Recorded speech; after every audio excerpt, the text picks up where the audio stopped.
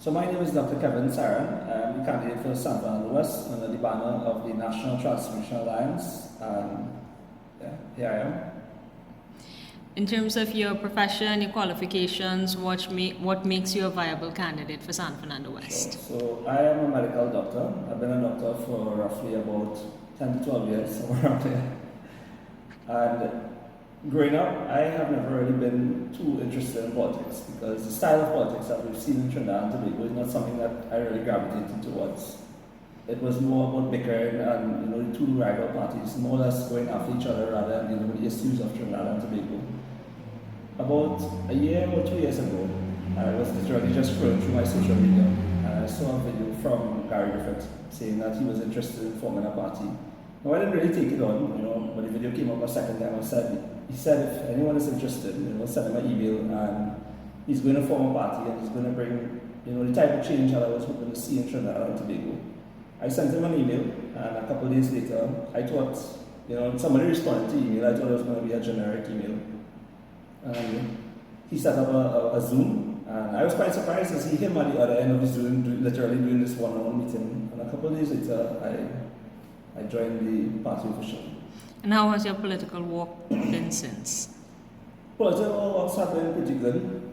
We have kept our walking numbers small. I think that has been more efficient. It's easy to manage. And we have done walks throughout the length and breadth of San Fernando. This is probably our second going to the rounds of doing the different various areas. And what brings you to San Fernando West, and what's your vision for San Fernando West? Well, a lot of people don't know this about me, but I actually worked in San Fernando West. I also go to the gym in San Fernando West. San Fernando West is actually pretty close to where I live as well.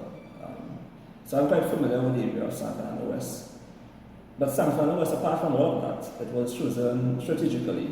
Because if you look at the numbers, if you're going to go up for a seat, you want to have a chance of obviously winning the seat. And San Fernando West has what I would say it is one of the marginals. And one thing you can say about all the marginals is that those are the people that are considered swing voters. They vote based on policies and intellectual capacity of how you could deliver solutions to issues that they're having. As opposed to the other areas, I'm not saying that those are different, but I'm suggesting that those are areas that might be more hardcore, more aligned with a political party, and more difficult to work through. What would you like to see in San Fernando West change? So I would like to approach that question by saying that that should never be a blanket statement. If I was going up for a different community or a different district, it would be very different. So I came to San Fernando West with a very open mind. I knew the things I wanted to see in San Fernando West, but it was very different when I spoke to the people of San Fernando West.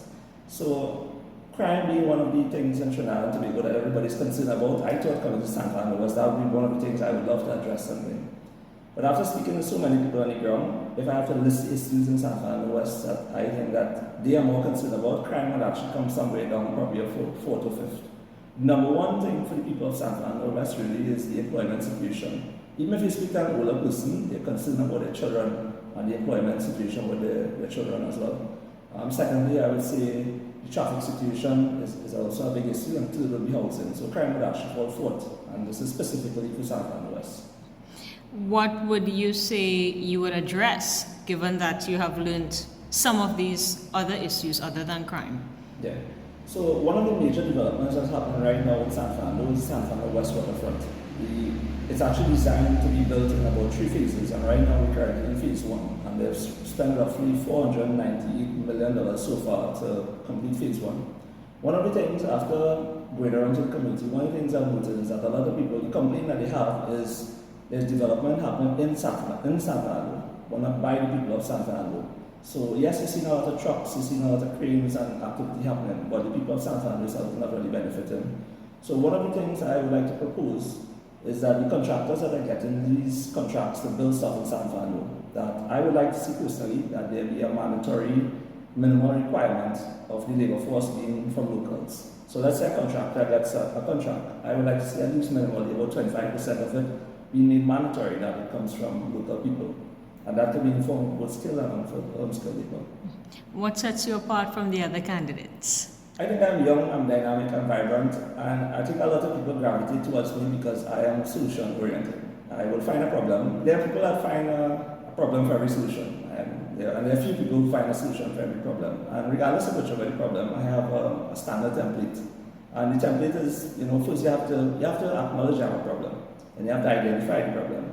You have to brainstorm solutions, apply the solutions, and then you have to reassess the situation.